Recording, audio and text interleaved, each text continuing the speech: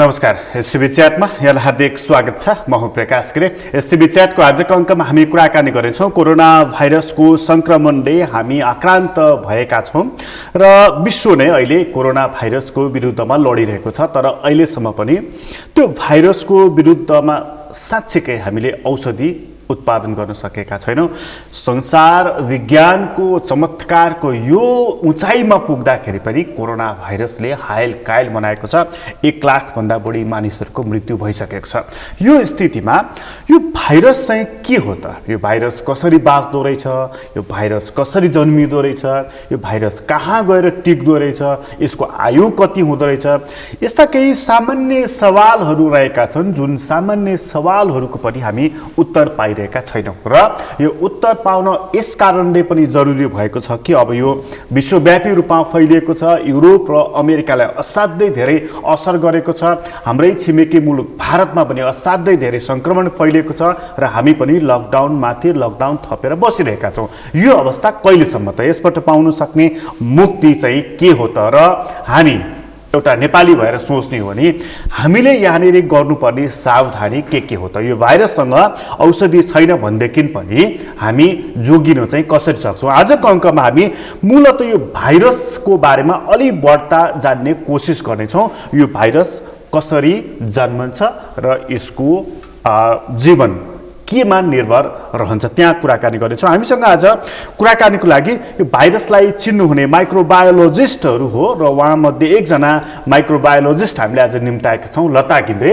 उहाँ त्रिचन्द्र कलेजमा पनि अध्यापन गराउनुहुन्छ र पिएचडीको लागि पनि प्रोसेस गरिराख्नु भएको छ। लता घिम्रे, तपाईँलाई स्वागत छ। धन्यवाद। यो भाइरसलाई त अब डाक्टरहरूले, हामी जस्तो पत्रकारहरूले, नागरिक समाजले चिन्ने कुरा भएन, तपाईँहरूले नै चिन्ने कुरा हो। सुरुमा बताइदिनुहोस् म्याडम हामीलाई कि यो भाइरस चाहिँ यो उत्पत्ति हुन्छ कसरी? वास्तवमा भन्नुपर्दाखेरि चाहिँ भाइरस भनेको हामी त्यसलाई जीवाणु विषाणु भन्छौँ होइन। त्यो भनेको चाहिँ कस्तो भने यो जीवित अथवा निर्जीवको बिचको चाहिँ कम्पोनेन्ट्सको रूपमा चाहिँ पार्टिकल्सको रूपमा चाहिँ हामी त्यसलाई लिन्छौँ। के भन्दा यसको मतलब चाहिँ के हो भनेदेखि यो आफैमा निर्जीव जस्तो व्यवहार देखाउँछ यसले, तर जब यो चाहिँ नि कुनै जीवित सेल्समा कोषहरूमा पुग्छ त्यसपछि त्यसको मेटाबोलिक एक्टिभिटी जुन त्यो कोषले जस्तो किसिमको मेटाबोलिक एक्टिभिटिजहरू गर्छ, आफ्नो जीवनयापनको लागि जुन किसिमको प्रक्रियाहरू गर्छ, उसले चाहिँ ठ्याक्कै त्यसमा ट्रान्सफर्म भएर त्यही अनुसारको चाहिँ क्रियाकलापहरू देखाउँछ। भनेपछि यो सजीव हो कि निर्जीव हो त यो भाइरस? त्यसलाई चाहिँ अब कस्तो हुन्छ भने कुनै सर्फेसमा बसेको छ अथवा चाहिँ नि यो बाँचुन्जेलसम्म, बाहिर बसुन्जेलसम्म यो निर्जीवको अवस्थामा रहेको हुनसक्छ। तर जब यो कुनै सजीवमा जान्छ, सजीव सँगसँगै सजीवकै प्रोसेसमा उसको आफ्नो सिस्टममा जैविक प्रक्रियामा गएर चाहिँ उसले चाहिँ जीवितको जस्तो रूप चाहिँ देखाउँछ। भनेको मतलब चाहिँ जस्तो कुनै काठमा भन्नुहोस्, पेपरमा भन्नुहोस् अथवा पेनमा भन्नुहोस्, कहीँ त्यस्तो निर्जीव वस्तुमा रह्यो भनेदेखि यो निर्जीव नै जस्तो रहन सक्छ। एउटा सर्टेन टाइमसम्म चाहिँ यो जीवित भएर बसिरहेको छ। तर यो चाहिँ जब यसले मौका पाउँछ होइन आफ्नो फेभरेबल इन्भाइरोमेन्टमा जाने अथवा होस्ट सेल्सहरूमा जाने, त्यसपछि चाहिँ त्यसले फेरि सजीवको रूप यो भाइरसको लागि चाहिँ एकदमै उपयुक्त भनेको चाहिँ मानिसको सेल्सहरू हो कि जनावरको हो कि अरू कसैको हो? जे पनि हुनसक्छ। जीवित वस्तुहरू जे पनि हुनसक्छ। मानिसलाई पनि इन्फेक्सन गर्न सक्छ, जनावरहरूलाई पनि गर्न सक्छ, रुख बिरुवाहरूलाई पनि गर्न सक्छ र इभन यसले ब्याक्टेरियालाईसम्म पनि गर्न सक्छ। एउटा कुरा हामीले के सम्झिनुपर्छ भने यसमा भाइरस भन्ने कुरा चाहिँ के हो भने ब्याक्टेरिया भन्दा पनि सानो यो चाहिँ नि अब्जेक्ट हो होइन। किनभने ब्याक्टेरियालाई पनि यसले चाहिँ इन्फेक्सन गराउन सक्ने, ब्याक्टेरियालाईसम्म गर्न सक्छ। जस्तो एउटा यसको साइजको कुरा गर्दाखेरि चाहिँ के हुन्छ भने यो अति नै सूक्ष्म हुन्छ। 20 देखि 250 न्यानोमिटरसम्मको यसको साइज हुनसक्छ है। जबकि त्यो 20 अब जस्तो हामीले यो कोरोना भाइरसको कुरा गर्छौँ, कोरोना भाइरसको साइज भनेको 120 न्यानोमिटर छ। त्यो भनेको 0.12 माइक्रोन भन्छौँ, माइक्रोमिटर। जबकि एउटा ब्याक्टेरिया, एउटा हामीलाई नर्मली रोग लगाउन सक्ने ब्याक्टेरियाको साइज 1 माइक्रोमिटर हुन्छ, 1 माइक्रोन हुन्छ। भनेपछि यो त 10 गुणा अझ सानो छ, ब्याक्टेरिया भन्दा पनि 10 गुणा सानो छ होइन। त्यसले गर्दाखेरि चाहिँ पनि यो ब्याक्टेरियालाई समेत पनि यसले चाहिँ इन्फेक्सन गराउन सक्ने यसको चाहिँ क्षमता हुन्छ। अब यो भाइरस नि यो आफै उत्पन्न हुन्छ कि यसलाई चाहिँ कसैले जानी बुझिकन उत्पादन गर्छन्? वास्तवमा हुनलाई चाहिँ यो चाहिँ नेचुरल त नेचुरल नै हो हैन, तर त्यो नेचुरल अब्जेक्टलाई चाहिँ के गर्न सक्छन् अहिलेको अब यो साइन्टिफिक जुन चाहिँ यो दौर छ साइन्टिफिक विकासका कारणहरूले गर्दा चाहिँ यसलाई रिकम्बिनेन्ट फर्ममा म्युटेन्ट फर्म्सहरूमा लिएर आएर होइन त्यसलाई मोडिफाई गर्ने भेरिफाई गर्ने चाहिँ त्यो भेरिएसन्सहरू क्रिएट गराउन चाहिँ सकिन्छ। अहिले जस्तो संसार यो युद्धमा पनि छ जस्तो चाइनिजहरू के भनिरहेका छन् भने अमेरिकन सोल्जरहरूले चाहिँ यो ल्याए भनेर उनीहरू भनिरहेका छन्। अमेरिकनहरू के भनिरहेका छन् भने वुहानमा चाहिँ यसको उत्पादन नै भयो, चाइनिजहरू चाहिँ यो उत्पादनमै लागिरहेका थिए, त्यसैले यो चाहिँ स्वत उत्पादन भएको होइन कि यो चाहिँ एउटा केमिकल चाहिँ वेपनको रूपमा प्रयोग गरिएको छ, यो अनसिन एनिमी हो भनेर यो जुन वार यो युद्ध जुन चलिरहेका छन् यसमा केही सत्यता देख्नुहुन्छ? त्यो चाहिँ अब कस्तो भने एकदम अब हामीले साइन्टिफिकली कुरा गर्दाखेरि चाहिँ एउटा इभिडेन्स बेस्ड भएर कुरा गर्नुपर्ने हुन्छ। अब त्यसको बेसिसमा भन्दाखेरि हामीले त्यसलाई हो पनि भन्न सक्दैन, होइन पनि भन्न सक्दैन। यो वारको एस्पेक्टमा गर्दाखेरि किनभने यसमा नि जस्तो यो भाइरसको जस्तो यो तपाईँले बडा गजब कुरा गर्नुभयो, ब्याक्टेरिया भन्दा पनि सानो हुन्छ, धेरै सानो होइन। अनि यसको कलर पनि नि सुरुमा आउँदाखेरि एक खालको कलर थियो अनि पछि आएको पिक्चरहरूमा चाहिँ फेरि अर्को खालको कलर छ भने कतै कतै रातो कतै कतै निलो हरियो टाइपको, मतलब यो के स्वरूप परिवर्तन रङ पनि परिवर्तन गर्छ यसले? यस्तो हो, त्यसको स्वरूप परिवर्तन अथवा रङ परिवर्तन भन्ने कुरोहरू चाहिँ नि केमा पनि पर्छ भनेदेखि यसको इन्भाइरोमेन्टल फ्याक्टर्सहरू के छन् होइन, कुन इन्भाइरोमेन्टमा ऊ गइरहेको छ त्यसमा उसको एडेप्टेसनल फिचर्सहरूले गर्दाखेरि यसमा हल्का परिवर्तन भएको हुनसक्छ। अनि मैले अघि पनि भने नि जुन किसिमको चाहिँ म्युटेसन्सहरू हुन्छ, म्युटेसन्सहरू चाहिँ यसले नेचुरली नै गेन गरिरहेको पनि हुनसक्छ। अब जस्तो म यसको अलिकति उत्पत्तिको कुरा पनि म यसमा अलिकति जोड्न चाहन्छु। जस्तो कोरोना भाइरसको अहिले हामीले कुरा गर्दाखेरि कोरोना भाइरस यो हाम्रो लागि नयाँ भाइरस होइन, यो नयाँ भाइरस होइन, यो किनभने 1960 मा नै यसको चाहिँ नि यसले ह्युमनलाई इन्फेक्सन गर्छ भन्ने कुरा चाहिँ 1960 मा नै यो थाहा भइसकेको कुरा हो। तर त्यसमा पनि अब के छ भने 6 वटा यसको स्पिसिसहरू छ होइन। एउटा पहिला त 4 वटा प्रजाति हुन्छ यसको, अल्फा बीटा गामा डेल्टा भनेर। त्यो 4 वटा प्रजातिमा पनि अल्फा र बीटाले मात्रै चाहिँ इन्फेक्सन गराउन सक्छ, मान्छेलाई इन्फेक्सन गराउने चाहिँ अल्फा र बीटा गर्न सक्छ। अब त्यो अल्फा र बीटामा पनि मान्छेलाई इन्फेक्सन गराउने कुरा चाहिँ के भने अल्फाको पनि अर्को 2टा भाइरस छ टाइप, बीटाको पनि यो बाहेक अर्को 2टा भाइरस छ भनेपछि 4 वटा यो भाइरसले चाहिँ माइल्ड टाइपको इन्फेक्सनहरू गराउँछ। जुन यो कुरा एकदम हल्का रुगाखोकी जस्तो टाइपको सिम्पटम्स सजिलैसँग निको हुने, हाम्रो चाहिँ रोग प्रतिरोधात्मक क्षमताले इजिली ओभरकम गर्न सक्ने खालको जुन चाहिँ तपाईँ हामीलाई चाहिँ जस्तो यो चिसो मौसममा लाग्ने जस्तो टाइपको लाग्छ नि, हजुर त्यस्तो खालको त्यही टाइप चाहिँ होइन, त्यो चाहिँ फेरि इन्फ्लुएन्जा भाइरस हो, अर्को भाइरस हो, त्यो अर्को भाइरसले गर्छ। यी कोरोना भाइरसले गर्ने पनि त्यो टाइपको त्यो 4 वटा टाइप चाहिँ हल्का किसिमको मात्रै हुन्छ, मतलब त्यसको चाहिँ नि त्यो जोखिम चाहिँ एकदम कम हुन्छ। अब त्यसपछि बाँकी रह्यो अर्को 2टा चाहिँ यो कोरोना भाइरसकै बीटा टाइपको भाइरसले गर्छ।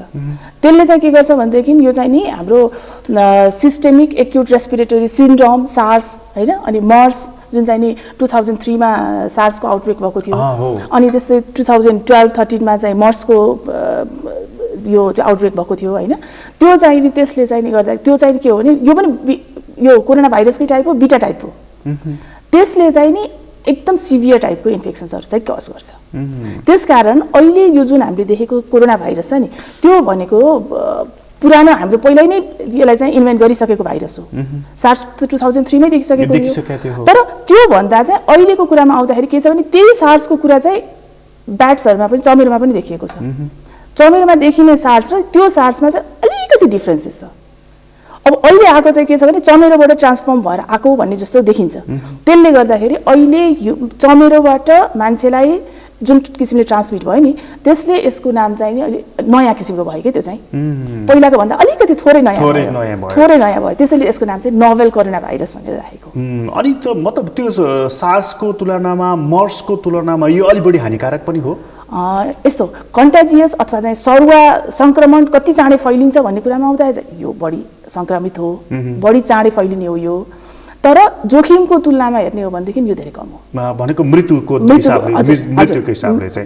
हिसाबले चाहिँ सार्स अलि बढी, सार्सले चाहिँ अब जस्तो चाहिँ 10% जस्तो सार्सको मृत्यु दर चाहिँ 10% टेन्टेटिभली 10% थियो भनेदेखि चाहिँ मर्सको 35% थियो हैन मर्स चाहिँ अब क्यामेलहरूको थ्रुबाट चाहिँ सरेको थियो जनावरको थ्रुबाट अब त्यो बेलाको 2003 मा आएको सार्स चाहिँ कुकुरकोबाट आएको थियो अब अहिलेको सार्स हाम्रो देखिएको छ यो चमेरोबाट देखिएको छ चमेरोबाट देखिएको छ तर अब वुहानमा चाहिँ जुन 2019 को डिसेम्बरमा देखिदाखेरि यो चाहिँ एउटा चाहिँ सी फुड मार्केटबाट चाहिँ आउटब्रेक भएको फैलेको भनेर भनिन्छ है भनेको यो चाहिँ भाइरसको नेचर हो उत्पत्तिको कुरा गर्नुभयो तपाईले उत्पत्तिको कुरा गर्दाखेरि यो भाइरस कोरोना भाइरस चाहिँ आफैमा नयाँ कुरा भएन आफैमा नयाँ किनभने यो भन्दा अगाडि नै 4-5 वटा संस्करण यसका देखिएका छन् त्यसमध्येको कान्छो चाहिँ यो भयो अनि जस्तो यो भाइरसको सन्दर्भमा नि जस्तो यसको आयु चाहिँ कति हुन्छ यो कति समय बाँच्छ जस्तो भन्नुस् न सार्स भयो मर्स भयो यो जुन हामीले कुराकानी गर्यौं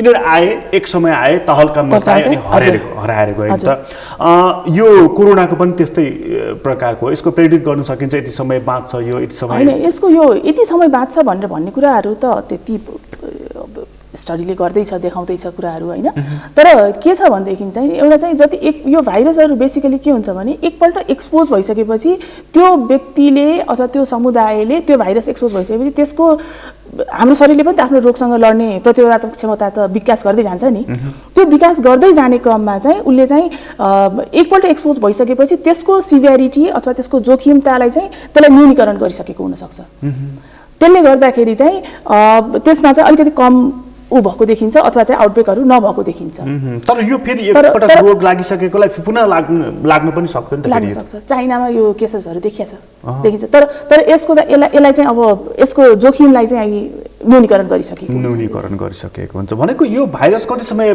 बाँच्छ अथवा यसले कति समय अप्ठ्यारो पार्छ भन्ने कुरा कुनै अनुमान गर्न त्यो चाहिँ गर्न सकिँदैन है अनि जस्तो यो भाइरसको सन्दर्भमा नि अब सुरुमा जस्तो वुहानमा देखिँदा के भनिदिएको थियो भने यो चिसो ठाउँमा चाहिँ अलि बढी असर गर्छ यसले गर्मीमा गर्दैन त्यसले गर्मी बढ्यो भनेदेखि खास फरक पर्दैन भनिएको थियो तर अब अहिले त तपाईको चाहिँ गल्फ कन्ट्रीहरुमा पनि यो देखियो अब इन्डियामा पनि महाराष्ट्र जस्तो ठाउँमा गर्मी जस्तो ठाउँमा देखियो मतलब के हो त यो यसले खास टेम्परेचरले यसलाई यस्तो त्यस्तो खास असर पारेको देखेन अब अहिलेको लागि त यो कोरोना भाइरस अब हाम्रो लागि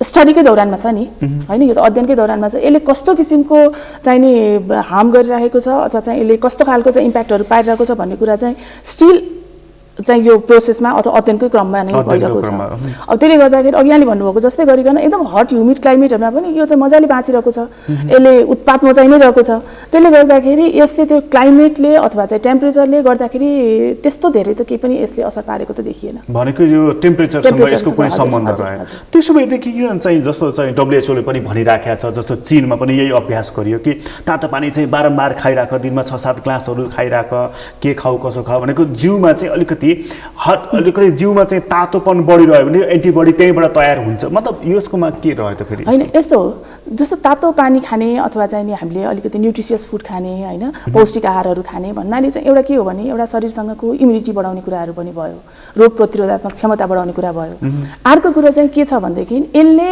भाइरसले बेसिकली हामीलाई इन्फेक्ट कसरी गर्छ भन्दाखेरि पहिला घाँटीमा थ्रोट इन्फेक्सन हुन्छ हैन थ्रोटको थ्रुबाट जब चाहिँ यो फोक्सोमा जान्छ नि अनि त्यसपछि यसले इन्फेक्सन कज गर्ने हो त्यसले गर्दाखेरि अब हामीले तातो पानीहरू खाइराख्यौं भनेदेखि कमसेकम यो थ्रोटमा चाहिँ यसलाई वाश आउट गर्ने काम चाहिँ हुँदै जाओस् त्यो वाश हुँदै गयो भनेदेखि चाहिँ त्यो पेटमा जान्छ पेटमा गइसकेपछि पेटमा प्रड्युस हुने चाहिँ जुन किसिमको हाम्रो एसिडहरू छ नि हाइड्रोक्लोरिक एसिडहरू यिनीहरूले चाहिँ यसलाई चाहिँ किल गरिदिन्छ भन्ने त्यो एउटा एजम्पसन हो त्यसले गर्दाखेरि एकदम साइन्टिफिक एभिडेन्स यसमा नभए तापनि यसले कुनै बेफाइदा त गर्दैन भनेको तातो पानीले कम्तिमा पनि घाँटीमा जो सुरुको यसको असरहरुलाई त्यसलाई चाहिँ वाश आउट गर्दै जाओस् भन्ने कुरा हो भन्ने त्यो पखालिदै जाओस् भन्ने कुरा त्यसको मान्यताको आधारमा भन्दैपछि त्यसैदेखि भाइरसको बारेमा चाहिँ कति समय रहन्छ यो प्रकोपको रूपमा कति समय रहन्छ भन्ने कुनै प्रेडिक्ट गर्न सक्ने विषय चाहिँ अब तपाईले जो अघि त्यो एउटा कुरा भन्दै हुनुहुन्थ्यो जस्तो यो निर्जीव पनि हो सजीव पनि हो तर कहाँ रहन्छ त्यसमा निर्भर रहन्छ भनेर तपाई जुन भन्दै हुनुहुन्थ्यो नि भाइरस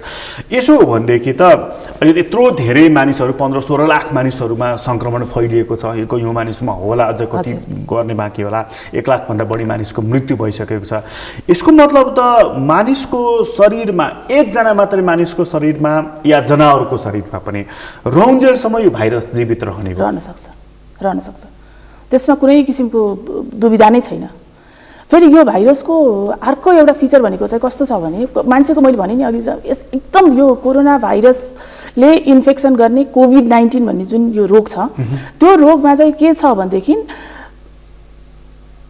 यसले लक्षणहरू चाहिँ नदेखाउन पनि सक्छ।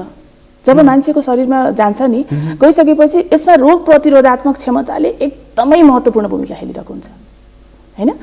व्यक्तिको रोग प्रतिरोधात्मक क्षमताले एकदम महत्त्वपूर्ण भूमिका खेलेको हुन्छ। जस्तो चाहिँ अब क्षमता अलिकति प्रतिरोधात्मक क्षमता कमजोर छ भने अब त्यसैले त अलिकति उमेर भएको व्यक्तिहरूलाई अथवा चाहिँ अरू किसिमका चाहिँ हेल्थ प्रब्लम्सहरू देखेको व्यक्तिहरूलाई चाहिँ यसले बढी इफेक्ट गर्छ भनेर भनेको कारण पनि यही नै हो।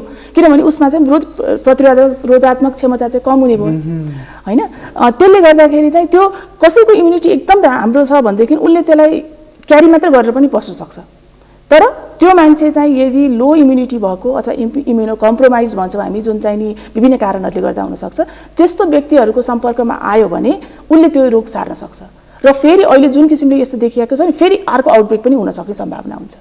त्यो रोग लक्षण देखिने र नदेखिने भनेको रोग प्रतिरोध गर्न सक्ने क्षमता भएको मान्छेमा चाहिँ त्यसको लक्षण नदेखिन पनि सकिने भयो अनि जसको चाहिँ त्यो प्रतिरोधात्मक क्षमता कमजोर हुन्छ त्यसमा चाहिँ छिटो देखिने भयो हजुर। ए लक्षण देखिने र नदेखिने भने जस्तो कुनै भनौँ न हामीले एउटा इक्जाम्पल नै लिँदाखेरि पनि साधारण रुगाखोकी लागेको छ कसैलाई एउटै इन्भाइरोमेन्टमा हामी बसेका छौँ 4-5 जना हामी बस्छौँ कसैले हाच्छ्यु 2-4 चोटि हाच्छ्यु गर्यो भने भोलि अथवा पर्सिपल्ट त्यही ग्रुपको कसैलाई चाहिँ रुगा लाग्न सक्छ कसैलाई नलाग्न सक्छ हैन। त्यो किन भन्दाखेरि एक्सपोजर त उति नै थियो नि कसैले चाहिँ अब त्यसलाई त्यो भाइरसलाई इजिली आफ्नो उसले चाहिँ प्रतिरोधात्मक क्षमताले जित्न सक्यो जसको प्रतिरोधात्मक क्षमता रोगसँग लड्ने प्रतिरोधात्मक क्षमता कमजोर छ उसलाई चाहिँ त्यो भाइरसले असर गर्यो। यो केसमा पनि त्यस्तै हुन यो केसमा पनि सेम नै हजुर हजुर। ए त्यसपछि त्यो प्रतिरोधात्मक क्षमता बढी भएको मान्छेलाई के हुने भन्दाखेरि लक्षण नदेखिने भयो तर लक्षण नदेखिए पनि त्यो मान्छेले अरूलाई सार्न सक्छ।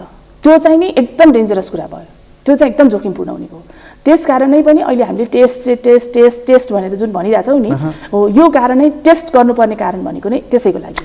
अब मलाई एउटा कुरा बताइदिनु जस्तो यो लक्षण देखिने र नदेखिने कुरा त हामीले गरिहाल्यौँ अनि अर्को कुरा नि जस्तो चाहिँ अब चीनबाट सुरुवात भयो यो रोगको त्यसपछि युरोपमा गयो अहिले अमेरिकाले सबैभन्दा असर गरिराखेको छ। यो जस्तो अब यो भाइरसको असर नै जस्तो चाहिँ कम विकसित मुलुकको तुलनामा चाहिँ विकसित मुलुकहरूमा चाहिँ बढी असर भइराखेको छ यसको कारण के हुन सक्छ? अब एउटा कुरा चाहिँ के हुन सक्छ भनेदेखि कम विकसित मुलुकहरूको व्यक्तिहरूले जुन किसिमको वातावरणीय प्रदूषणहरूलाई हैन अथवा चाहिँ नि अलिकति चाहिँ त्यो इन्भाइरोमेन्टली खानाको अथवा न्युट्रिसन्सको हैन यो कुराहरूले गर्दाखेरि उसमा चाहिँ नि के भइसकेको हुन्छ भने अलि एक किसिमले इम्युनिटी पावर चाहिँ अलि हाई भइसकेको चाहिँ यो देखिएको छ। अहिलेको यो हाम्रो केसमा आउँदाखेरि यो कोरोनाको सन्दर्भमा यो कुराहरूले चाहिँ एउटा प्लस साइडको काम गरिरहेको भयो हैन किनभने हामीले चाहिँ इम्युनिटी गेन गरिसकेका छौँ धेरै रोगहरूसँग लड्न सक्ने इम्युनिटी चाहिँ हाम्रो शरीरमा छ। अब अर्को एस्पेक्टबाट हेर्दाखेरि के हुन्छ भनेदेखि चाहिँ अब जस्तो युरोपियन कन्ट्रिजहरूको कुरामा भयो अथवा चाहिँ नि अमेरिकाको कुरामा भयो गर्ने हो भनेदेखि चाहिँ यहाँ के छ भने अब हाम्रो कल्चर र उनीहरूको कल्चरमा धेरै भिन्नता छ हैन। हामीले जुन संस्कृतिलाई अपनाइरहेका छौँ हाम्रो हजुरबुवाहरूले जुन किसिमको संस्कृति जुन किसिमको हामीलाई चाहिँ संस्कार दिनुभएको छ नि त्यो संस्कार हेर्दाखेरि एकदमै धेरै हाइजेनिक छ जस्तो लाग्छ कि हामीलाई। जस्तो हामी कोही बाहिरबाट आउँछौँ हातखुट्टा धोएर चाहिँ घरभित्र पस्ने त्यो एउटा कुरा भयो। खाना खानुभन्दा अगाडि हामी कम्पलसरीली हात धुन्छौँ हैन। बाथरुम गएर आउँछौँ बाथरुम जाँदाखेरि हामी राम्रोसँग साबुन पानीले हात धुन्छौँ तर यो प्र्याक्टिस त उताको उसमा देखिँदैन नि हैन। त्यो कुराहरूले पनि गर्दाखेरि चाहिँ कति कुराहरू चाहिँ नि हाइजिनिकली हेर्दाखेरि हामीहरू चाहिँ सेनिटेसन र हाइजिनमा चाहिँ हाम्रो प्र्याक्टिस चाहिँ राम्रो छ भन्ने जस्तो चाहिँ मलाई लाग्छ कि। अब उनीहरूको चाहिँ अब त्यो कल्चरैमा पनि त अब त्यो के अरे हक गर्ने एउटै जुठोमा खाने एउटै प्लेट उनीहरूको जुठो भन्ने हुँदैन हैन।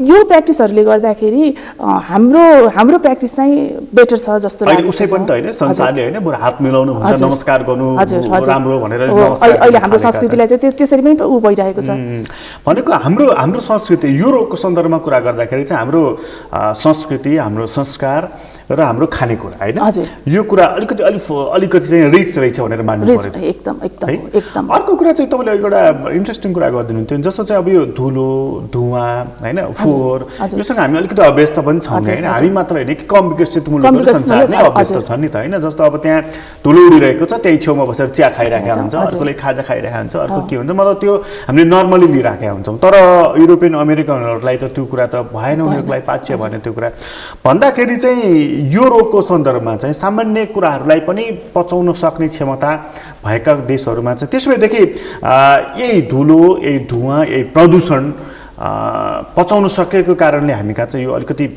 सङ्क्रमण कम भएको हो मान्न सकिन्छ त्यो हुनसक्छ किनभनेदेखि चाहिँ अब जस्तो यो यसकोमा मात्रै सन्दर्भमा मैले जोड्न खोजिनँ किनभने यो त मैले भने नि अझ पनि यो अध्ययनकै सिलसिलामा छ तर अरू जुन किसिमको रोगहरू छ वाटरबोर्न डिजिजहरूकै कुरा गरौँ होइन अनि अब हामीले यहीँको पानी खाइराखेका छौँ हामीले पानी खाँदाखेरि हामीहरूले सजिलै पचाउँछौँ नि त्यही कुरा विदेशबाट आउने हाम्रै नेपाली दाजुभाइ दिदीबहिनीहरू आउनुभएको छ भने पनि उहाँले त्यो पानी खानुभयो भने उहाँलाई पेट सन्चो हुँदैन होइन त्यस्तै विदेशी कोही साथीभाइहरू आउनुहुन्छ भने उहाँले त्यो पानी खानुहुन्छ भने उहाँलाई सन्चो हुँदैन पहिले चाहिन्छ होइन भनिसकेपछि त त्यो यसले पनि त्यो कम्पेरिटिभली हामीले के देख्न सक्छौँ भने तुलनात्मक रूपमा त हामीमा अलिकति यो इन्भाइरोमेन्ट यो यस्तो खालको चाहिने उसलाई चाहिँ हामीले पचाउन सक्छौँ भन्ने कुरा देख्न सक्छौँ हाम्रै समाजमा पनि त तपाईँको अघिल्लो जेनेरेसन भनौँ न तपाईँ हाम्रो पुस्ताभन्दा अघिल्लो पुस्ताले चाहिँ त्यो जस्तो डाइरेक्ट चाहिँ मुहानबाट आएको या धाराको पानी होइन नेचुरल जुन छ त्यो खटखट खाँदाखेरि उहाँहरूलाई ए यस्तो राम्रो पानी भन्नुहुन्छ तपाईँ हामीलाई त त्यति पस्दैन हजुर त्यसलाई हामीले बिसन्चो गर्छ नि त्यसले हामीलाई होइन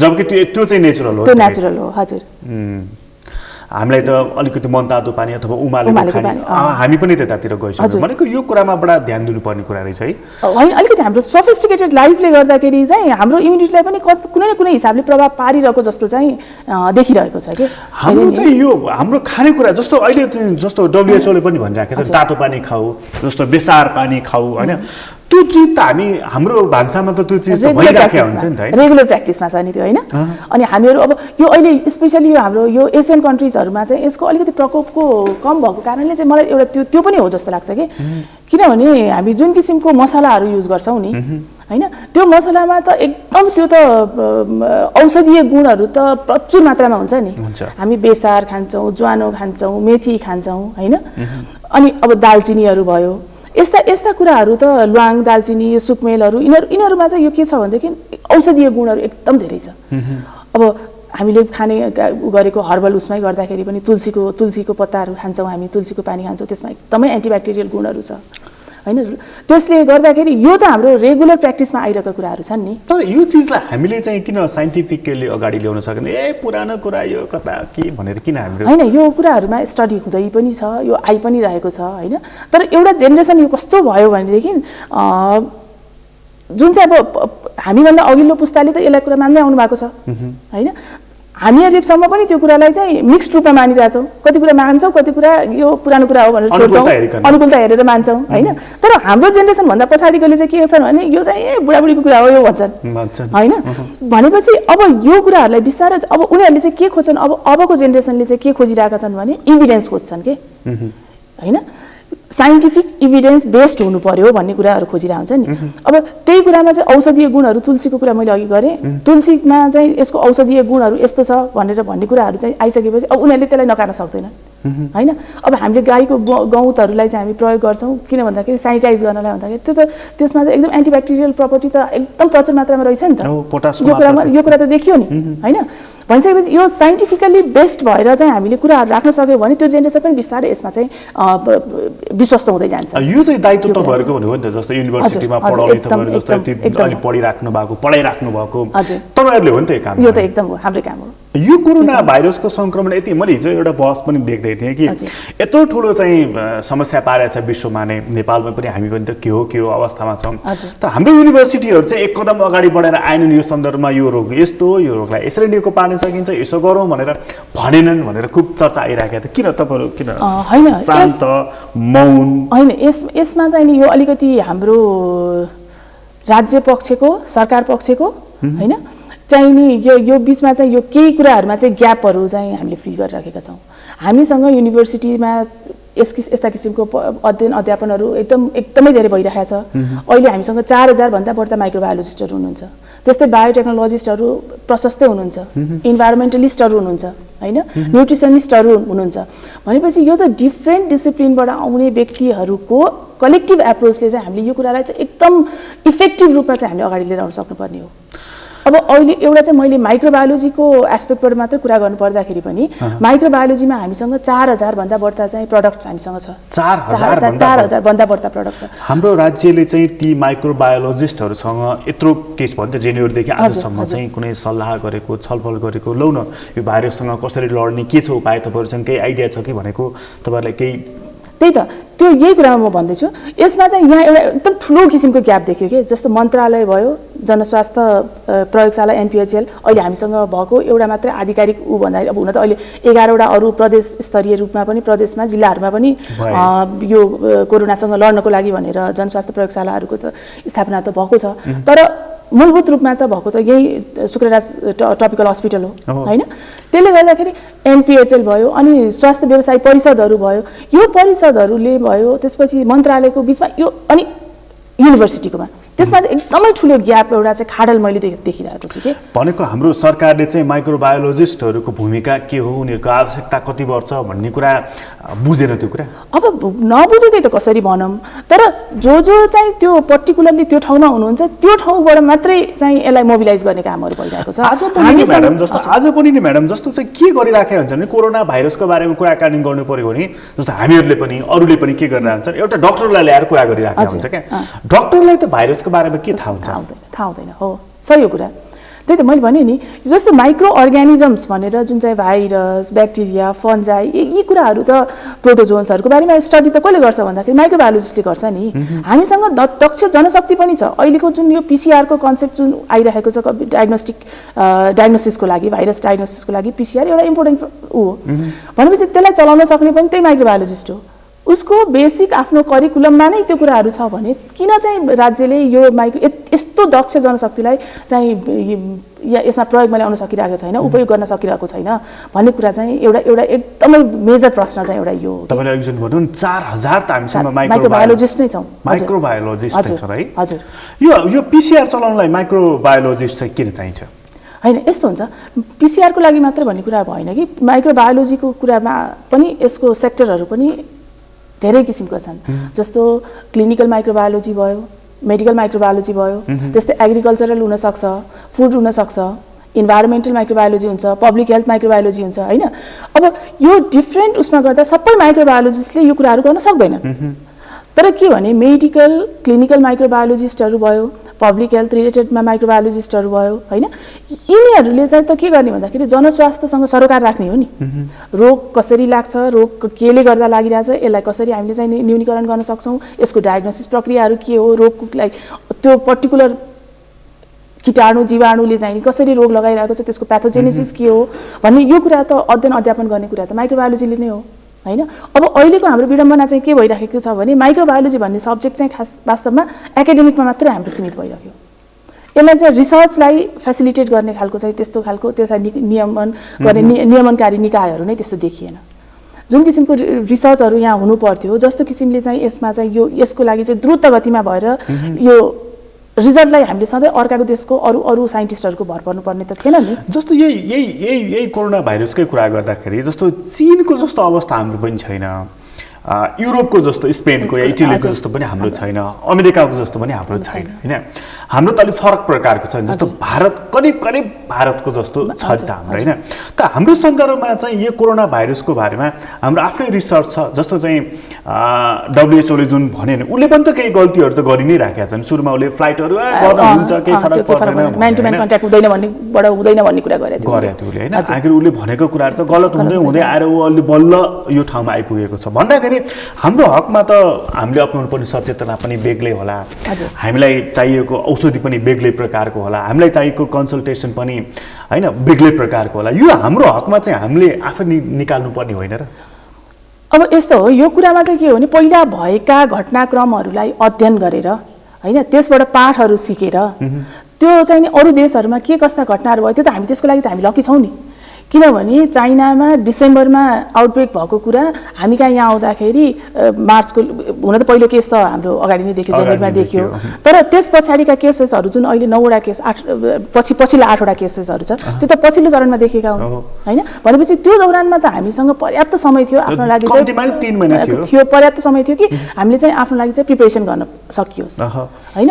जस्तो चाइनामा उसको पहिलो आउटब्रेक भइसकेपछि उसले के गर्यो त भन्दाखेरि उसले 3टा फेजमा चाहिँ अहिले चाइनाले कन्ट्रोल गरेको देखिन्छ हैन। पहिलो फेजमा उसले के गर्यो, अब्जर्भेसन गर्यो, कसरी भयो, डेमोग्राफिकहरू स्टडी गर्यो, कस्तो व्यक्तिलाई लाग्यो, किन लाग्यो, के कारणले लाग्यो, के कुरा खानेकुराहरू के को प्र्याक्टिस के थियो, जनावरबाट कसरी सर्यो हैन, उसको मुभमेन्टहरू कहाँ के भएको थियो, कन्ट्याक्ट ट्रेसिङ गर्ने कामहरू भयो। उसले फर्स्ट फेजमा चाहिँ त्यो काम गर्यो भने सेकेन्ड फेजमा आइसकेपछि उसले कम्प्लिटली लकडाउन गरिदियो। लकडाउन भन्नाले कस्तो भयो भने त्यो सोसियल डिस्टेन्सिङलाई चाहिँ उसले एकदमै धेरै प्रायोरिटीमा राखेर त्यो सोसियल डिस्टेन्सिङलाई मेन्टेन गराउनलाई चाहिँ नियम बनायो चाइनाले हैन। सोसियल डिस्टेन्सिङलाई गर्यो, सोसियल डिस्टेन्सिङ सँगसँगै सोसियल मात्र भएर भएन, शारीरिक डिस्टेन्स पनि इम्पोर्टेन्ट रोल हैन। त्यसले अनि त्यति गरिसकेपछि त्यहाँबाट त्यति मात्र नभइकन चाहिँ अब त्यसपछि अब सामाजिक रूपमा पनि कुनै किसिमको चाहिँ अभाव नहोस्, खाद्यान्नहरूको अरू एसेन्सियल कमोडिटिजहरूको अभाव नहोस्, त्यसलाई चाहिँ सुचारू रूपमा कसरी क्यारी आउट गर्ने हैन। अनि त्यसको प्राइसिङको कुराहरू भयो, यो कुराहरूमा पनि चाइनाले एकदम सेकेन्ड फेजमा चाहिँ आएर एकदमै धेरै केयरफुल भएर अगाडि गएको। त्यसपछि अब अहिले थर्ड फेजमा आउँदाखेरि चाहिँ जब उसको अनि त्यसपछि केस आइसोलेसन, टेस्टिङ र ट्रिटमेन्ट हैन। अनि एट द सेम टाइम उसले हस्पिटलहरू बनाउने कामहरू पनि कम्प्लिट गर्यो। यो चाहिँ सेकेन्ड फेजमा भएको। उसको यो सेकेन्ड फेजमा गरेका कामहरूलाई हामीले आइसोलेसनको कुरा दौरानमा जुन किसिमले हामी लकडाउनमा बसेका छौँ त्यसपछिको कुरामा त हामीले पनि त यो कुराहरू त प्र्याक्टिसमा आउनु पर्थ्यो नि हैन। हामीले लकडाउनमा मात्रै बसेको भनेको त्यो नै त हाम्रो यो लकडाउनमा बस्ने अथवा सोसियल डिस्टेन्सिङ, शारीरिक डिस्टेन्सिङ भनेको यो कुरा मात्रै त यसको मतलब यसलाई पर्याप्त छैन, यो नै चाहिँ सफिसिएन्ट होइन नि। जस्तो अहिले हामी लकडाउनमै छौँ त होइन, लकडाउन त अब यति होला फेरि थपिएला के होला आफ्नो ठाउँमा छ। अब जस्तो WHO ले पनि भनिरहेको छ लकडाउन मात्रै पर्याप्त छैन है, त्यो सफिसिएन्ट छैन, त्यसपछि पनि तिमीले टेस्टलाई चाहिँ नछाड भनेर भनेको छैन। हाम्रो हकमा चाहिँ तपाईँ के भन्नुहुन्छ? जस्तो यो लकडाउन छ यति नै काफी छ, जस्तो अहिले अब रोगको सङ्क्रमण पनि नफैलिएको, त्यही 9 जना मात्रै सीमित रहेको, त्यसमध्ये पनि 1 जना त निको भइकन उहिले घर गइसक्नुभयो, बाँकी 8 जना पनि निको हुने क्रममा हुनुहुन्छ भनिसकेपछि हामी बडा ग्रिन जोनमा छौँ, सेफ छौँ हामी। यस्तो छ अब भाग्यवश भनौँ अथवा चाहिँ हामीलाई भाग्यले साथ दियो, भगवान्ले साथ दियो, हामीमा अहिले 9 जनामा मात्रै देखिया छ, त्यसमा पनि कुनै पनि किसिमको क्याजुअलिटिजहरू भएन हैन। त्यसले गर्दाखेरि यो कुरा चाहिँ राम्रो पक्ष हो। हामीसँग अहिले पनि पर्याप्त छ कि समय पनि छ। अहिले हामीसँग हामी लकडाउनकै दौरानमा छौँ भनेको मतलब हामीहरूको चाहिँ किसिमको चाहिँ एक किसिमको यो सामाजिक दूरी कायमै छ भने अब यो दौरानमा राज्य पक्षले गर्नुपर्ने अथवा सरकारले गर्नुपर्ने कुरा के देख्छु भने टेस्ट गर्नु पर्यो, एकदम व्यापक रूपमा चाहिँ टेस्ट हुनु पर्यो। मैले अघि पनि भने यो कुरा चाहिँ के छ भनेदेखि लक्षण नदेखिने अवस्थाहरू पनि रहन सक्छ। हुनसक्छ हामी भाग्यमानी छौँ भने हामी यतिकैमा पनि यो यही स्टप पनि हुनसक्छ हैन। तर भोलि लकडाउनको खुलिसकेको अवस्थामा जब चाहिँ हामी चाहिँ सब सोसियल लाइफमा फर्किन्छौँ, हामी नियमित क्रियाकलापमा फर्किन्छौँ, त्यतिखेर अघि भनेको जस्तै गरिकन कुनै एउटा व्यक्तिमा मात्रै एउटा चाहिँ एज अ क्यारियर अथवा एसिम्टोमेटिक पेसेन्ट हो भनेदेखि उसले त्यसले चाहिँ फेरि चाहिँ यो किसिमको यो उसलाई चाहिँ फैलाउन सक्छ। तपाईँले यहाँनिर एउटा शब्द प्रयोग गर्नु भने भाग्य भनेर होइन, हामी भाग्य मानिरहेछौँ भनेको मतलब चाहिँ सरकारको अप्रोचको कारणले ऊ प्रोएक्टिभ भएको कारणले चाहिँ हामी जोग्य होइन। सरकारले गरेको प्रयासहरू चाहिँ काम लागेका छैनन् अथवा नराम्रा हुन् भनेर त म भन्दिनँ। यो त राम्रो काम गरेको छ सरकारले हैन। सरकारले यो गर्नु पर्थ्यो, गर्यो, यो राम्रो कुरा भयो। तर यसमा अलिकति ल्याकिङ के लागिरहेछ भनेदेखि लकडाउन मात्रैले कतिसम्म गर्ने, किन लकडाउन मात्र त यसको चाहिँ निराकरणको उपाय त होइन भने टेस्ट पुगेन। अहिले जम्मा हामीसँग 4500 वटा टेस्ट भएको छ हैन। यसरी लुकेर बसेका केसेसहरू कति हुन सक्छन् हैन। अब जुन चाहिँ फेरि एउटा अर्को कुरा मैले के यसमा थप्न चाहेँ भनेदेखि हामीले यो टेस्टहरू अहिले चाहिँ हुन त गर्नलाई चाहिँ विभिन्न किसिमले टेस्ट गर्न सक्छौँ। एउटा चाहिँ ऱ्यापिड डायग्नोस्टिक टेस्ट भनेर गर्न सक्छौँ, त्यसले चाहिँ इमिडिएटली यस नो भन्ने कुरा रिजल्ट दिन्छ हैन त्यो चाहिँ एकदम धेरै महामारी भएको केसमा भयो भने हामीलाई एकदम यति धेरै टाइम लिएर टेस्ट गर्न टाइम हुँदैन नि छिटो गर्नुपर्ने बेलामा चाहिँ छिटो चाहियो हैन त्यसको स्पेसिफिसिटी अलिकति कम हुन्छ त्यसले गर्दाखेरि तैपनि त्यो टेस्ट जरुरी हुन सक्छ र्यापिड टेस्टको एउटा पार्ट भयो हो अनि त्यसपछि अब अर्को चाहिँ नि सेरोलोजिकल टेस्ट हुन्छ सेरोलोजिकल टेस्टहरुमा गर्दाखेरि चाहिँ एन्टिबडी एन्टिजेन डिटेक्सन टेस्ट भन्छौं उ चाहिँ कुनै व्यक्ति त्यो भाइरससँग एक्सपोज भइसकेको छ भने उले आफ्नो शरीरले कसरी एन्टिबडी प्रोडक्सन गर्यो भन्ने कुरा त्यो हेर्नको लागि त्यो अहिले हाम्रो केसमा अलि त्यति धेरै अहिले उ भइसकेको छैन किनभने त्यति धेरै एक्सपोजरको कुरा देखिया छैन हैन भनेपछि अब हामीसँग अहिले पीसीआर गर्छौं हामी रियल टाइम पीसीआरहरु गर्छौं हैन पीसीआर गर्दाखेरि एउटा सर्टेन टाइम यसले लिन्छ भने अब यो पीसीआर ले गर्दाखेरिको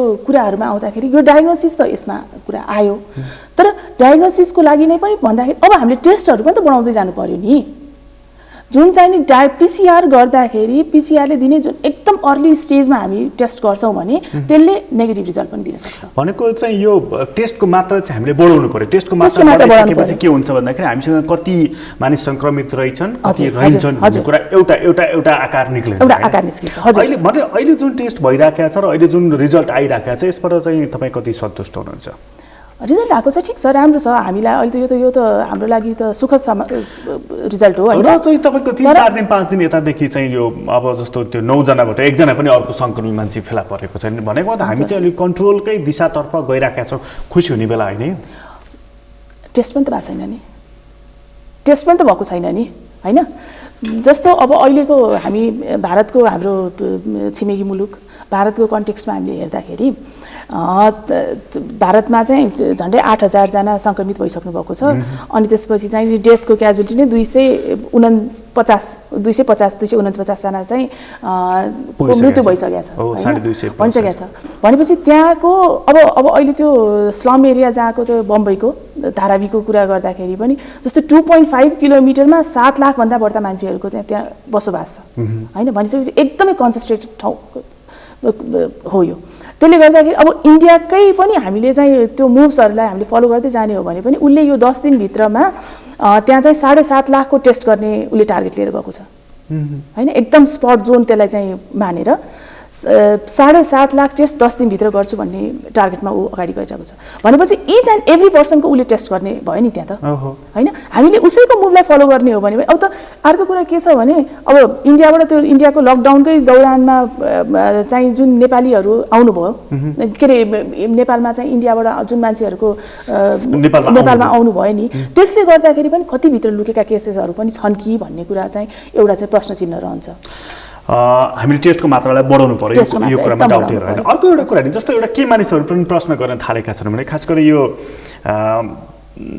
आधुनिक हैन संसारको चाहिँ आधुनिक विकासको चुलीमा पुग्दै जाँदाखेरि प्रकृतिबाट जति टाढा मानिस पुग्यो र विज्ञानले यो उपलब्धि हासिल गर्यो यस्ता इन्भेन्सनहरु हामीले गर्यौं आदि त्यस जस्तो अस्ति ट्रम्पकै पनि आथिन संसारको सबैभन्दा राम्रा मानिसहरु हामीसँगै छन् राम्रो टेक्नोलोजी पनि हामीसँगै छ त्यसैले यो रोगसँग हामी डराउँदैनौं भनेर उनी जुन 1.5 महिना अघि भन्दै थिए नि आज उनी नै सबैभन्दा आक्रान्त अवस्थामा उनी नै छन् भनेको विकासको यो चुलीमा जब हामी पुगिरहेका छौं विश्व पुगिरहेको छ नि त असर पनि त्यसैगरी देखिएको प्रकृति विरुद्ध जाँदाखेरिको असर हो यो प्रकृति विरुद्धको एउटा त हो जुन किसिमले यसको चाहिँ आउटब्रेक भयो चाइनाबाट जुन किसिमले भयो नि त्यसमा हामीले धेरै आर्टिकलहरु पढ्यौं धेरै त्यो मुभिजहरु पनि हेर्यौं हैन त्यसमा गर्दाखेरि जुन किसिमले चाहिँ त्यो वाइल्ड लाइफलाई अथवा चाहिँ नि त्यो जनावरहरुलाई जुन किसिमले खाने खुवाउने गर्ने जुन किसिमको त्यो प्र्याक्टिस थियो त्यसले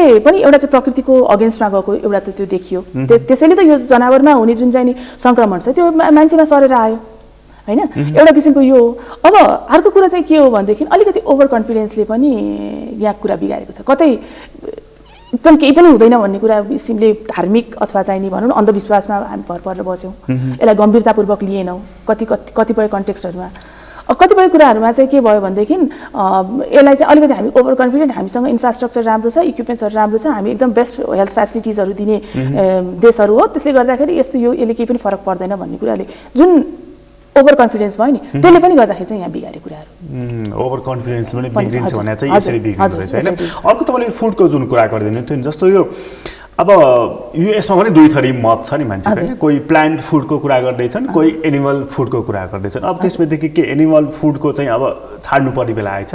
होइन, त्यो पनि भन्दिनँ, विश्वमा प्र्याक्टिसमा छ होइन त्यो किनभने त्यो त त्यो हाम्रो इकोसिस्टम त त्यसो गरेर पनि त चल्दैन नि, होइन।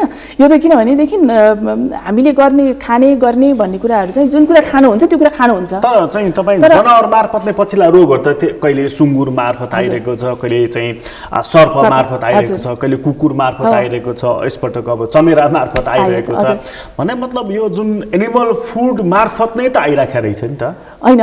एनिमल प्रोन डिजिजहरू चाहिँ त्यसरी आएको छ, तर त्यो पनि त खाने प्र्याक्टिसमा पनि प्र्याक्टिसका कुराहरू पनि भयो क्या। यो अब काँचै खाने, अत्कल्चो खाने, त्यो गर्दाखेरि त्यो भाइरस अथवा अर्ग्यानिजम ब्याक्टेरियाहरू नमरेको हुनसक्छ, होइन।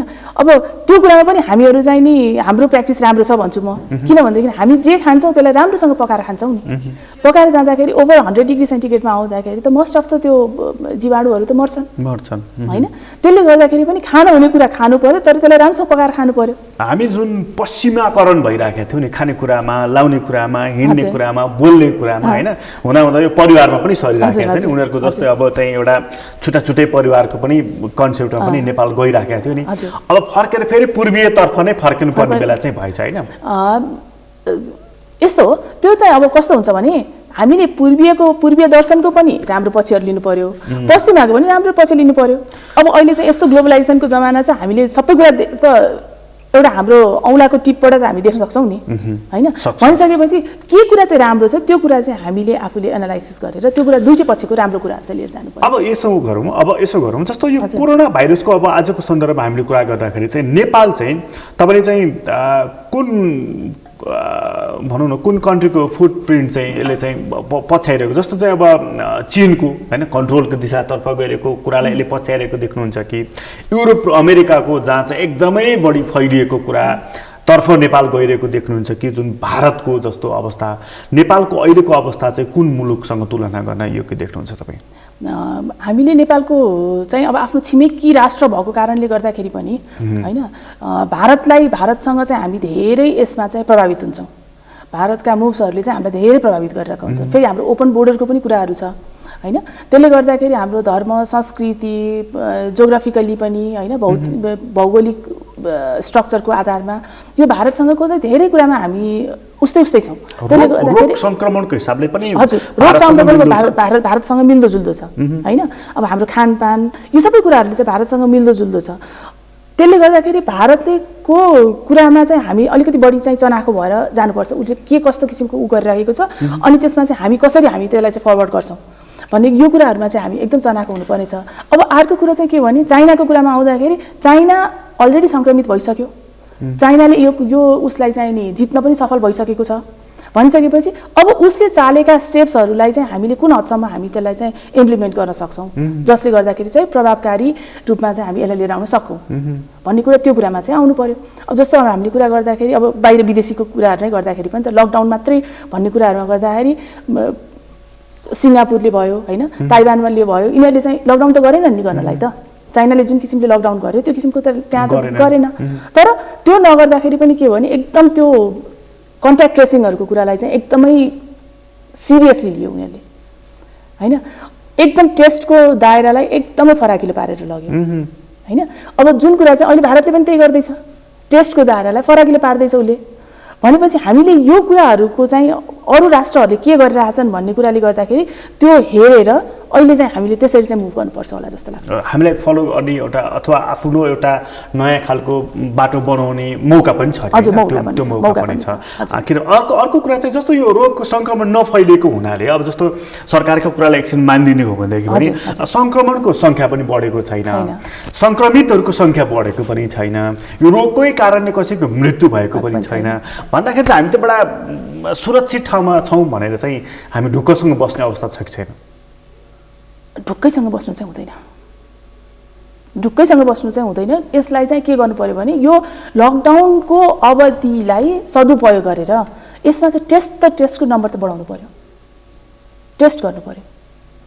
जति पनि लुकेर अब हाम्रो मैले अघि पनि भने नि यो कुरा हामी यतिमै मात्रै सीमित भएर हामी भाग्यमानी पनि बन्न सक्छौँ।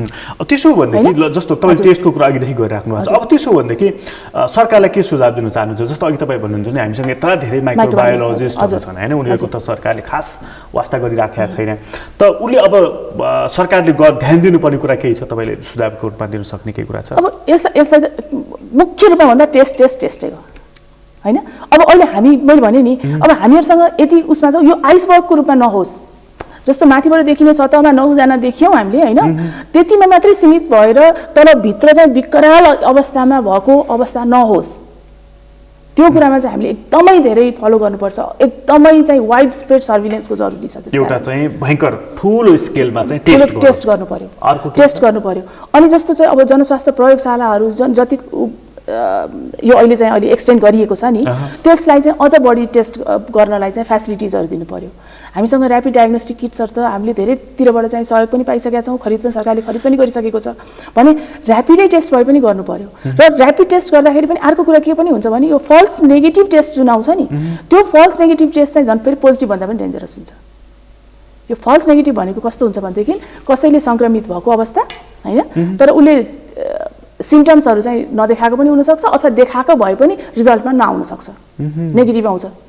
त्यस्तो केसमा भयो भनेदेखि ऊ त ढुक्क हुन्छ नि त। यो टेस्टको कुरा गर्दाखेरि मलाई एउटा कुरा पनि बताइदिनुहोस् न, जस्तो चाहिँ मान्नुहोस् एउटा कुनै ठाउँको मान्छे ल मान्नुहोस् कुनै अहिले बागलुङकै कुरा गरौँ ल, बागलुङको मानिसको चाहिँ तपाईँको स्वाब कलेक्सन गरेर ल्यायो, स्याम्पल कलेक्सन गरेर ल्यायो, पोखरामा ल्याएर उसको चाहिँ त्यहाँ हाम्रो ल्याब भएको हुनाले त्यहाँ टेस्ट गरियो भन्दाखेरि टाइम ड्युरेसनले कति फरक पार्छ यो रोग पोजिटिभ या नेगेटिभ भन्ने सन्दर्भमा?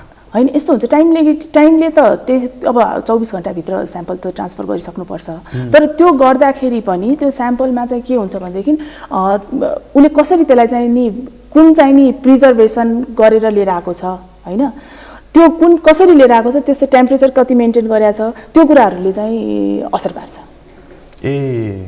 होइन।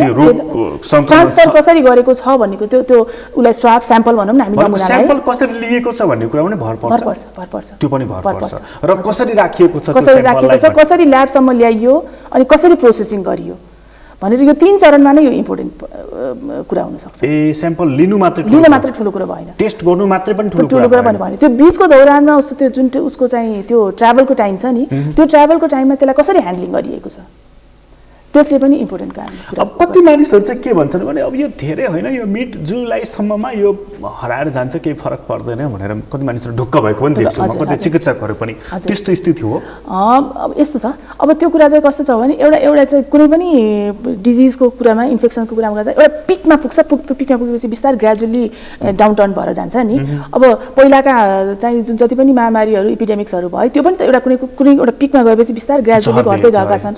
त्यो झर्ने क्रम सुरु भएको कारणले गर्दाखेरि चाहिँ अब यतिसम्ममा आउँदाखेरि चाहिँ हुन्छ कि भने यो चाहिँ एउटा प्रेडिक्सन्स हो कि सामान्य अनुमान भनेको अघि हामीले कुरा गऱ्यौँ नि भाइरसको आयुको सन्दर्भमा, आयुको बारेमा अहिलेसम्म कुनै निर्धारण उसको यति समय चाहिँ यो भाइरस बाँच्छ त्यसपछि मर्छ भन्ने कुनै अनुमान गर्न नसकिन्छ। त्यो त यस्तो पनि हुन्छ नि फेरि, जस्तो एउटा भाइरसले सपोज कुनैले भनौँ न एउटा भाइरसले इन्फेक्सन गरिसकेपछि त्यो भाइरस मर्यो, तर त्यो भाइरसले उसले रिप्लिकेट गरेको अर्को भाइरसको त लाइफ फेरि बढ्छ नि त। हामीले यो टाइम सकिएपछि अब यो भाइरस मर्छ भन्ने कुरा त यसमा पनि त त्यति लागु हुँदैन नि। यो भाइरस एउटा भाइरस अर्को फेरि कसरी प्रोड्युस हुन्छ, जस्तो मान्छेको बच्चा जन्मेको जस्तो कि यो कसरी? यस्तो हुन्छ, अब मैले कोरोनाकै कुरामा सन्दर्भमा कुरा गर्नु पर्दाखेरि चाहिँ जब हामीले कुनै पनि कुरामा यो कसरी सर्छ भन्ने कुरा त हामी सबैलाई थाहा छ होइन।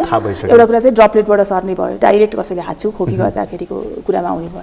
जस्तो त्यो कुनै पनि रूपबाट चाहिँ हाम्रो घाँटीमा गइसकेपछि घाँटीको थ्रुबाट फोक्सोमा जान्छ होइन। फोक्सोमा जाँदाखेरि फोक्सोमा चाहिँ हाम्रो अक्सिजन र कार्बन डाइअक्साइड एक्सचेन्ज गर्ने सानो बेलुन आकारको थैलीहरू हुन्छ, एल्भियोली भन्छ त्यसलाई।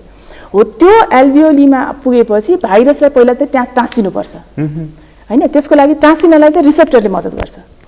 त्यो रिसेप्टरले जब भाइरस त्यहाँ टाँसिन्छ नि, टाँसिसकेपछि हाम्रो रोगसँग लड्ने प्रतिरोधात्मक क्षमताले पनि त्यहाँ त फ्याक्टर्सहरू त डेभलप गर्न थाल्छ। त्यो फ्याक्टर्स डेभलप गरेपछि अनि त्यसपछि त्यहाँ स्वेलिङहरू हुने होइन, सास फेर्न गाह्रो हुने, ज्वरो आउने भनेका यस्ता लक्षणहरू चाहिँ त्यतिखेर देखिने कुराहरू भयो। त्यो त्यसरी लक्षणहरू देख्दै जाँदाखेरि त्यो चाहिँ कतिखेर भन्दा यतातिरबाट हाम्रो शरीरले प्रतिरोधात्मक क्षमताको लागि चाहिने फ्याक्टर्सहरू WBCहरू भयो, इन्टरल्युकिन्सहरू भयो यिनीहरू चाहिँ प्रड्युस गर्न थाल्छ भने भाइरसले त्यहाँ टाँसिसकेपछि अब होस्ट सेलमा अट्याच भएर त्यसपछि उसले आफ्नो नम्बरलाई चाहिँ बढाउँदै जान्छ मल्टिप्लाई हुँदै जान्छ त्यसको दर कति हुन्छ दर चाहिँ एकदम एक्सपोनेन्सियल रेटमा जान्छ 1 बाट 2 2 बाट 4 4 बाट 8 4 बाट 16 यस्तो किसिमले चाहिँ भनेपछि भाइरसले चाहिँ त्यसपछि उसको सन्तान बढ्दै जाने भयो हजुर ए भनेपछि त एउटाबाट त थुप्रै हुने भयो हजुर बडा डेन्जर रहेछ है यो भाइरस त अब यसको औषधि नै जुन पत्ता लागेन नि अहिले जुन हामी लकडाउन गर्ने भनेको एउटा व्यक्तिबाट अर्को व्यक्तिसँग सम्पर्क नहोस् संसर्क पनि नहोस् भनेर लकडाउनमा बसिरहेका छौँ हामी र यो सँगै टेस्टको मात्रा बढाउनु पर्छ भनेर तपाईँले पनि जुन भनिहाल्नुभयो अरू यससँगै अपनाउनु पर्ने अन्त्यमा कुनै उपाय सुझाव केही दिन चाहनुहुन्छ अब यस्तो छ यसमा चाहिँ नि एउटा कुरा त अब त्यही सामाजिक दूरीको लागि नै हामीले एकदमै धेरै बढी फोकस हुनुपर्ने कुरा हो सामाजिकमा पनि शारीरिकै भन्छु म त हैन शारीरिक रूपमा नै अनि अर्को चाहिँ अब के छ भने अब हामीले यसको सँगसँगै प्रिभेन्टिभ मेजर्सहरू नै हो अपनाउनु पर्ने रोकथामको लागि नै किनकि यो सजिलैसँग रोकथाम पनि गर्न सकिने छ अलिकति हामीले आफ्नो स्यानिटेसनमा आफ्नो हाइजिनमा आफ्नो दैनिक व्यवहारमा अलिकति परिवर्तन ल्याउने बित्तिकै यसलाई चाहिँ धेरै हदसम्म हामीले यसलाई रोक्न सक्छौँ आफ्नो हातमा पनि छ साबुन पानीले हात धोइराख्ने साबुन हैन अथवा अल्कोहल भएको सेनिटाइजरहरू प्रयोग गरिराख्ने त्यसले गर्दाखेरि चाहिँ त्यो भाइरसको जुन चाहिँ नि त्यो जेनेटिक मटेरियल्सहरू छ त्यसलाई चाहिँ किल गर्नलाई वास आउट गर्नलाई चाहिँ मद्दत गर्छ साबुनले मर्छ कि त्यो पखालेर जान्छ त्यो साबुनले त्यसको लिपिड लेयरलाई भाइरसको बाहिरपट्टिको जुन चाहिँ त्यो बोसो जस्तो खालको चिल्लो पदार्थ हुन्छ नि त्यसले त्यसलाई कभर गरिरहेको हुन्छ जेनेटिक मटेरियललाई त्यसलाई चाहिँ त्यो साबुन र अथवा अल्कोहलले युज गर्दाखेरि त्यसले लिपिडलाई चाहिँ पखालिदिन्छ अनि हामीले जब हामीले पानीले धुन्छौँ नि त्यो गरेपछि त्यो चाहिँ वास आउट भएर जान्छ हाम्रो हातमा रहँदैन त्यसकारणले साबुन पानी हात धुनुपर्छ अनि त्यो कुरा चाहिँ अब यहाँलाई धेरै धन्यवाद आदरणीय दर्शकबिन तपाईँलाई पनि धन्यवाद आज हामीले कुराकानी गऱ्यौँ लता घिमिरे उहाँ माइक्रोबायोलोजिस्ट हुनुहुन्छ त्रिचन्द्र क्याम्पसमा पढाउनुहुन्छ भाइरस के हो भनेर चिन्ने चाहिँ माइक्रोबायोलोजिस्टले हो त्यसकारण उहाँसँग हामी कुराकानी गरेका थियौँ उहाँसँगको कुराकानी अहिलेलाई यति नै एसटिभी च्याटबाट म प्रकाश गिरीलाई बिदा दिन सगरमाथा टेलिभिजन हेर्दै गर्नुहोला नमस्कार